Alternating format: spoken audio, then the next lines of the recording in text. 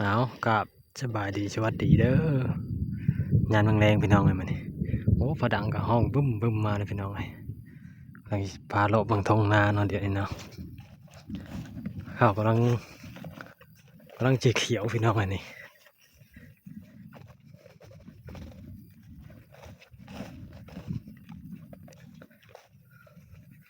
ตัวมันเขียวๆนี่จะเป็นดำตะวิดนะพี่น้องนะ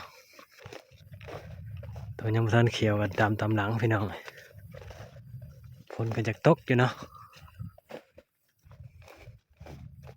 พาห้องบึ้มบึ้มอยู่พี่น้องเลยนี่ดำใหม่พี่น้องอันนี้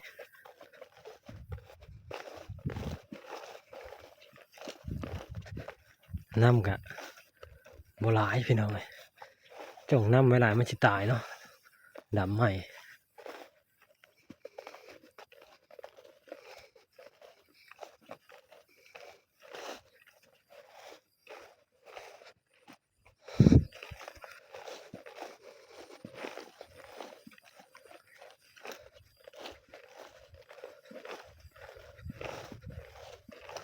ประมาณนี้เนาะท้องนาก็ได้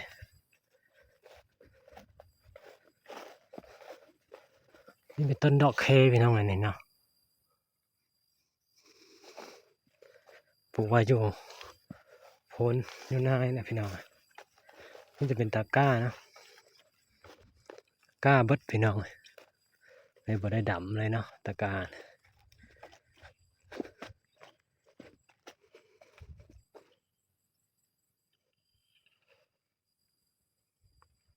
โพ้นเนาะเถียงถ้าฝนเถียงหน้าพี่น้อง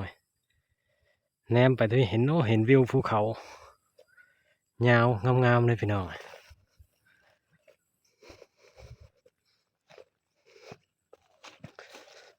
นี่พวกสาลีนำเนาะนี่จะเป็นห่างเฟืองพี่น้อง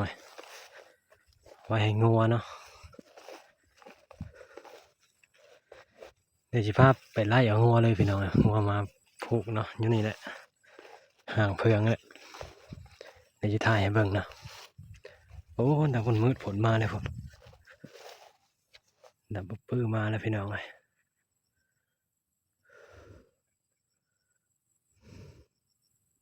เอาเดี๋ยวจะพาไปหนังงัวเนาะนี่งัวอะไรโอ้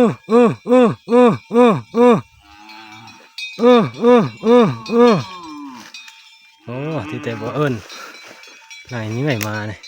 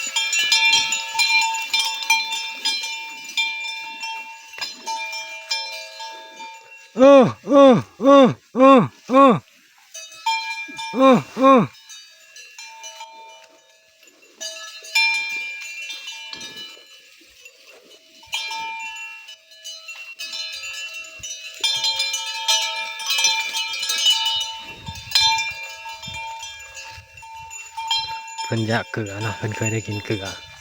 ที่บ่ได้ยินเสียงคนเนาะหลังยังไม่มาพี่น้องเลยโอ้หัวน้อยกำลังมาครับผม